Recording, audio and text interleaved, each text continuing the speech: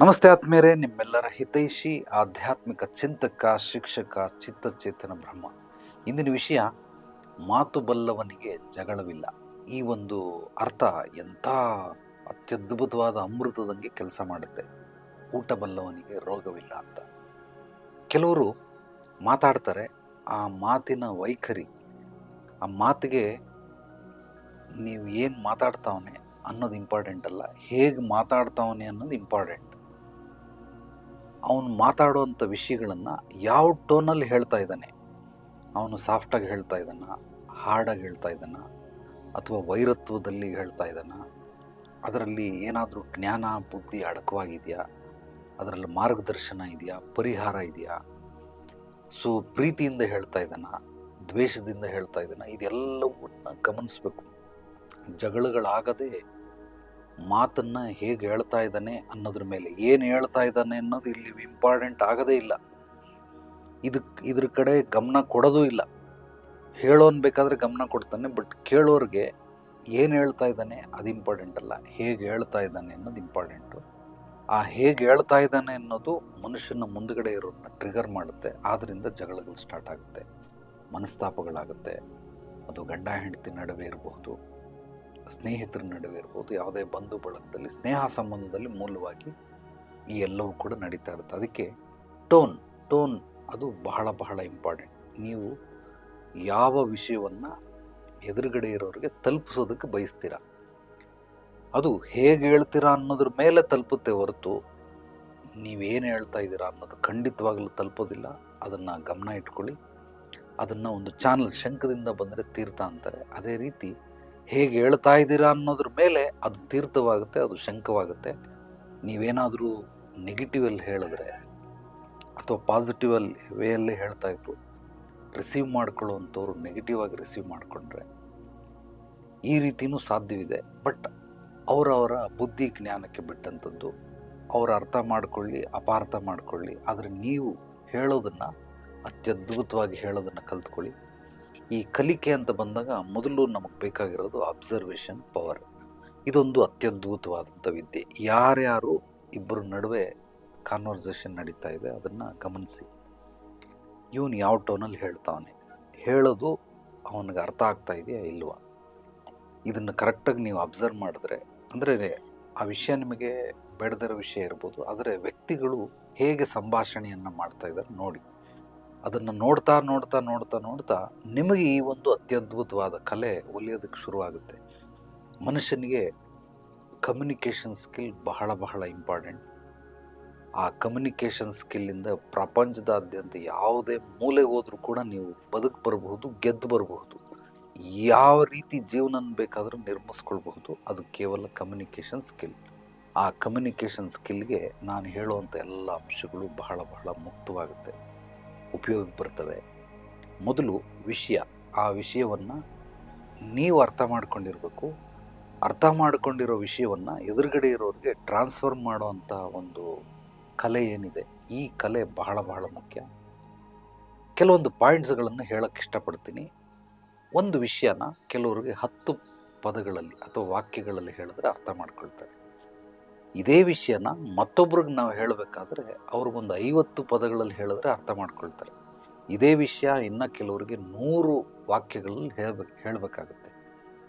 10 ವಾಕ್ಯದಲ್ಲಿ ಯಾಕೆ ಇವನಿಗೆ ಅರ್ಥ ಆಯಿತು ಅದೇ ವಿಷಯ ಅಷ್ಟೇ ಸಮಯ, ಇವನು 50ಅಲ್ಲಿ ಯಾಕೆ, ಇವನು 100ಅಲ್ಲಿ ಯಾಕೆ ಅಂದರೆ ಅದು ಅವರವರ ಯೋಗ್ಯತೆ, ಅರ್ಹತೆ, ಅವರವರ ಕೆಪಾಸಿಟಿ, ರಿಸೀವಿಂಗ್ ಕೆಪಾಸಿಟಿ. ಮತ್ತು ಕೆಲವ್ರಿಗೆ ಕೇವಲ ಒಂದು ವಾಕ್ಯದಲ್ಲಿ ಹೇಳ್ಬಿಡು ಅವನೆಲ್ಲವನ್ನ ಅರ್ಥ ಮಾಡ್ಕೊಂಡ್ಬಿಡ್ತಾನೆ. ಇದು ಎದುರುಗಡೆ ಯಾರಿದ್ದಾರೆ ಅನ್ನೋದ್ರ ಮೇಲೆ ಈ ರೀತಿ ಕಮ್ಯುನಿಕೇಷನನ್ನು ಮಾತಾಡಬೇಕಾಗುತ್ತೆ. ಇಲ್ಲಿ ಆಲ್ರೆಡಿ ನೀನು ಹೇಳಬೇಕಾಗಿರೋ ವಿಷಯವನ್ನು ಶಾರ್ಟ್ ಮಾಡ್ಕೊಂಬಿಟ್ಟಿದ್ಯಾ, ಶಾರ್ಟ್ ಆ್ಯಂಡ್ ಸ್ವೀಟಾಗಿ ಅರ್ಥ ಆಗೋ ರೀತಿಲಿ ಯಾರು ಬೇಕಾದ್ರೂ ಅರ್ಥ ಮಾಡ್ಕೊಳ್ತಾರೆ, ಆ ರೀತಿಲಿ ಮಾಡ್ಕೊಂಡಿದ್ದೆ. ಬಟ್ ಕೆಲವರು ಒಂದು ಯೋಗ್ಯತೆ, ಅರ್ಹತೆ ಈ ರೀತಿ ಇರೋದ್ರಿಂದ ನೀನು 10 ವಾಕ್ಯದಲ್ಲಿ ಹೇಳ್ಬಿಟ್ಟು ಮುಗಿಸ್ಬಿಟ್ರೆ 50 ವಾಕ್ಯದವನಿಗೆ ಅರ್ಥ ಆಗೋದಿಲ್ಲ. ಅಲ್ಲಿ ಅಪಾರ್ಥಗಳು ನಡೀತವೆ, ಅವರು ಬೇರೆ ಬೇರೆ ರೀತಿ ಲಾಸ್ಗಳನ್ನು ಮಾಡ್ತಾರೆ, ಅಥವಾ ಸ್ನೇಹ ಸಂಬಂಧ ಮುರಿದೋಗಬಹುದು. ನೀನು 100 ವಾಕ್ಯ ಹೇಳಿದ್ರೆ ಅವನು ಅರ್ಥ ಮಾಡ್ಕೊಳ್ಳೋ ಜಾಗದಲ್ಲಿ 50 ಮಾತುಗಳನ್ನು ಹೇಳಿಬಿಟ್ರೆ, 50 ವಾಕ್ಯಗಳನ್ನು ಹೇಳಿದ್ರೆ ಅವನಿಗೆ ಅರ್ಥ ಆಗಿರೋದಿಲ್ಲ. ಅಲ್ಲಿಂದ ಈ ರೀತಿ ಸಮಸ್ಯೆಗಳು ಉದ್ಭವ ಆಗ್ತವೆ. ಪ್ರತಿ ದಿವಸ ಇಲ್ಲಿ ಯಾರಾದರೂ ಒಬ್ಬರು ಕೌನ್ಸಿಲಿಂಗ್ ಬಂದೇ ಬರ್ತಾರೆ. ಆ ಕೌನ್ಸಿಲಿಂಗ್ ಬಂದಾಗ ಅಲ್ಲಿ ಮಿಸ್ಅಂಡರ್ಸ್ಟ್ಯಾಂಡಿಂಗ್ ಏನಾಗಿದೆ ಅಂದರೆ ಈ ರೀತಿ, ಅವನ ಕೆಪಾಸಿಟಿನೇ ಬೇರೆ, ಬಟ್ ಇವನು ಹೇಳ್ತಾ ಇರೋನು ಬೇರೆ. ಹೇಳ್ತಾ ಇರೋನು ಅತ್ಯದ್ಭುತವಾದ ಚತುರ, ಚಾಣಕ್ಯ. ಆದರೆ ಎದುರುಗಡೆ ಇರೋನು ಚಾಣಕ್ಯ ಅಲ್ಲ, ಅವನು ದಡ್ಡ, ಅವನು ಅಜ್ಞಾನಿ, ಅವನಿಗೆ ರಿಸೀವಿಂಗ್ ಪವರ್ ಇಲ್ಲ. ನನಗೆ ಗೊತ್ತು ಅಂತ ಹೇಳಿ ಎದುರುಗಡೆ ಇರೋನಿಗೆ ನನಗೆ ಗೊತ್ತಿರಂಗೆ, ಅಂದರೆ ನನ್ನನ್ನು ನಾನು ಹೇಗೆ ಕನ್ವಿನ್ಸ್ ಮಾಡ್ತೀನಿ ಆ ರೀತಿ ಎದುರುಗಡೆ ಇರೋನಿಗೆ ಮಾಡಿದ್ರೆ ಅವನು ಕನ್ವಿನ್ಸ್ ಆಗೋದಿಲ್ಲ, ಸಾಧ್ಯವಿಲ್ಲ. ಅವ್ನು ಬಿಟ್ಟು ಹೋಗ್ಬಿಡ್ತಾನೆ, ಅಥವಾ ಕೆಲಸಗಳನ್ನೆಲ್ಲ ಹಾಳು ಮಾಡಿಬಿಡ್ತಾನೆ, ಜೀವನನೇ ಹಾಳು ಮಾಡಿಬಿಡ್ತಾರೆ ಕೆಲವರು. ಆದ್ದರಿಂದ ಹೇಳೋದನ್ನು ಬಹಳ ಬಹಳ ಅತ್ಯದ್ಭುತವಾಗಿ ಟ್ರಾನ್ಸ್ಫಾರ್ಮೇಷನ್, ಅಂದರೆ ಎದುರುಗಡೆ ಇರೋ ವ್ಯಕ್ತಿಗೆ ಹಾಕೋದಿದೆಯಲ್ಲ, ಇದೇ ಕಮ್ಯುನಿಕೇಷನ್, ಅಂದರೆ ಸಂವಹನ ಕಲೆ, ಮಾತಿನ ಕಲೆ. ಈ ಕಲೆಯನ್ನು ಕಲ್ತ್ಕೊಳ್ಬೇಕು. ಯಾರಿಗೆ ಈ ವಿಷಯವನ್ನು ನಾನು ಎಷ್ಟು ಹೇಳಿದ್ರೆ ಅವ್ರು ಅರ್ಥ ಮಾಡ್ಕೊಳ್ತಾರೆ. ಇದನ್ನು ಕಲ್ತ್ಕೊಂಬಿಟ್ರೆ ಮನುಷ್ಯ ಅದ್ಭುತವಾಗಿರ್ತದೆ. ಬಟ್ ಕೆಲವರು ಮಾತಾಡೋಕ್ಕೆ ಬರ್ತದೆ, ಬಟ್ ಎದುರುಗಡೆ ಇರೋರಿಗೆ ಒಪ್ಸೋದಕ್ಕೆ ಬರೋದಿಲ್ಲ, ಅವ್ರು ಕನ್ವಿನ್ಸ್ ಮಾಡೋಕ್ಕೆ ಸಾಧ್ಯವೇ ಇಲ್ಲ. ಯಾಕೆಂದರೆ 2 ಮಾತಲ್ಲಿ ಇವನು ಹೇಳಿದ್ರೆ ಅರ್ಥ ಮಾಡ್ಕೊಳ್ತಾನೆ, ಇವನು 2 ಮಾತಲ್ಲೇ ಎದುರುಗಡೆ ಇರೋರನ್ನ ಹಿಂಗೆ ತಿಳ್ಕೊ, ಅರ್ಥ ಆಗಲ್ವಾ, ಬುದ್ಧಿ ಇಲ್ವಾ, ನೀನು ಓದಿಲ್ವಾ, ನಿನಗೇನು ತಲೆಯಲ್ಲಿ ಸಗಣಿ ತುಂಬೈತಾ, ಈ ರೀತಿ ಎಲ್ಲ ಹೇಳ್ತಾರೆ. ಅವ್ರಿಗೆ ಸಗಣಿ ತುಂಬಿಲ್ಲ, ಅವ್ರಿಗೂ ಬುದ್ಧಿ ಇದೆ, ಆದರೆ ಅವ್ರ ರಿಸೀವಿಂಗ್ ಪವರ್ 10 ಮಾತು, 50 ಮಾತು, 100 ಮಾತುಗಳಲ್ಲಿ ಅವ್ರ ಅರ್ಥ ಆಗುತ್ತೆ. ಇದನ್ನು ಕೆಲವರು ತಿಳ್ಕೊಳ್ಳದೇ ಮನೆಯಲ್ಲಿ ಜಗಳಗಳಾಗ್ತವೆ ಇಬ್ಬರ ನಡುವೆ. ರೀಸನ್ ಏನು ಅಂದರೆ ಇವನು ಚತುರ, 2 ಪಾಯಿಂಟಲ್ಲಿ ಹೇಳಿದ್ರು ಅರ್ಥ ಮಾಡ್ಕೊಳ್ತಾನೆ, ಹೆಚ್ಚಂದ್ರೆ 3 ಪಾಯಿಂಟಲ್ಲಿ ಹೇಳಿದ್ರು ಅರ್ಥ ಮಾಡ್ಕೊಳ್ತಾನೆ. ಬಟ್ ಎದುರುಗಡೆ ಇರೋ ಆಕೆಗೆ ಅಥವಾ ಆತನಿಗೆ ಅವ್ರಿಗೆ 10 ಪಾಯಿಂಟ್ ಹೇಳಬೇಕು, 30 ಪಾಯಿಂಟ್ ಹೇಳಬೇಕು, 50 ಹೇಳಬೇಕು, 70 ಹೇಳಬೇಕು, 100 ಹೇಳಬೇಕು. ಅಷ್ಟು ತಾಳ್ಮೆ, ಸಹನೆ, ಶಾಂತಿ ಇವನಲ್ಲಿಲ್ಲ. ಆದ್ದರಿಂದ ಇವನು 2 ಮಾಡ್ತಾನೆ. ಅಲ್ಲಿ ಯಾವತ್ತೂ ಆ ಸ್ನೇಹ ಸಂಬಂಧ ಬೆಸುಗೆ ಆಗೋದಕ್ಕೆ ಸಾಧ್ಯವೇ ಇಲ್ಲ. ಇದು ರಿಸೀವಿಂಗ್ ಪವರ್. ಉದಾಹರಣೆಗೆ ರಿಸೀವಿಂಗ್ ಪವರ್ ಅನ್ನೋದಕ್ಕೆ ಒಂದು ಉದಾಹರಣೆ.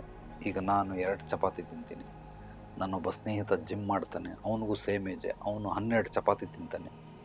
ಇನ್ನೂ ಒಬ್ಬ ವೆಯ್ಟ್ ಲಿಫ್ಟರ್ ಇದ್ದಾನೆ, ಅವನು 30 ಚಪಾತಿ ತಿಂತಾನೆ. ಈಗ ನನ್ನನ್ನು 30 ತಿನ್ನು ಅಂದರೆ ನಾನು ಹೇಗೆ ಸಾಧ್ಯವಿಲ್ಲ, ನಾನು ತಿನ್ನೋದು 2. ಅವನು ಜಿಮ್ ಮಾಡ್ತಾ ಇದ್ದಾನೆ, ಅದಕ್ಕೋಸ್ಕರ ಅವನು 12 ಚಪಾತಿ ತಿಂತಾನೆ. ಈಗ ಅವನಿಗೆ 30 ತಿಂದು ಸಾಧ್ಯವಿಲ್ಲ, ಅವನು ವೆಯ್ಟ್ ಲಿಫ್ಟ್ ಮಾಡೋದ್ರಿಂದ 30 ತಿಂತಾನೆ. ಈಗ ಅವನಿಗೆ 2 ಕೊಟ್ಬಿಟ್ಟು ನಾನು 30 ತಿನ್ನೋಕ್ಕಾಗತ್ತಾ? ಆಗಲ್ಲ.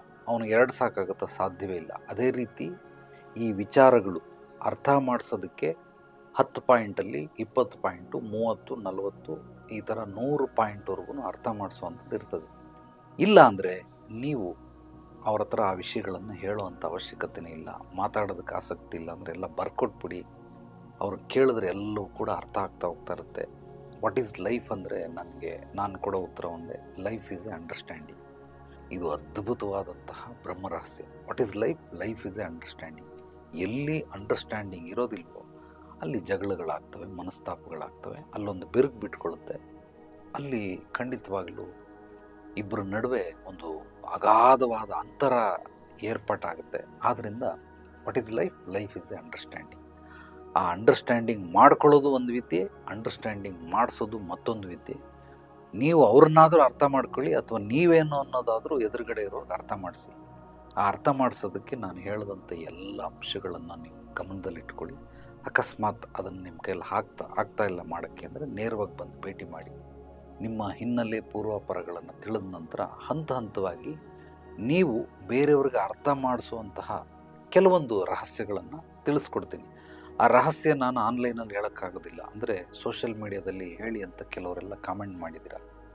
ನಿಮ್ಮ ಹಿನ್ನೆಲೆ ಪೂರ್ವಾಪರನ್ನು ತಿಳಿದೇನೆ ನಾನು ನಿಮಗೆ ಹಿಂಗೆ ಮಾಡಿ ಅಂತ ಹೇಳೋದಕ್ಕಾಗೋದಿಲ್ಲ.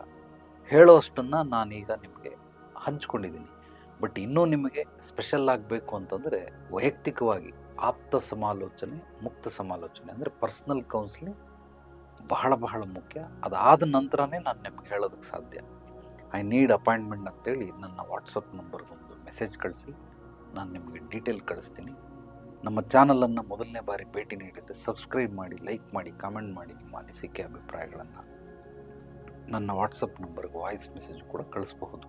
ಎಲ್ರಿಗೂ ಒಳ್ಳೆಯದಾಗಲಿ. ನಾಳೆ ಮತ್ತೆ ಭೇಟಿಯಾಗೋಣ ಮತ್ತಷ್ಟು ಸತ್ವಭರಿತ ವಿಚಾರಗಳೊಂದಿಗೆ. ಎಲ್ಲರೊಳಗಡೆ ಇರುವ ಭಗವಂತನಿಗೆ ನನ್ನ ಭಕ್ತಿಪೂರ್ವ ಪ್ರಣಾಮಗಳು. ಸರ್ವೇ ಜನೋ ಸುಖಿನೋ ಭವಂತು. ಶುಭರಾತ್ರಿ.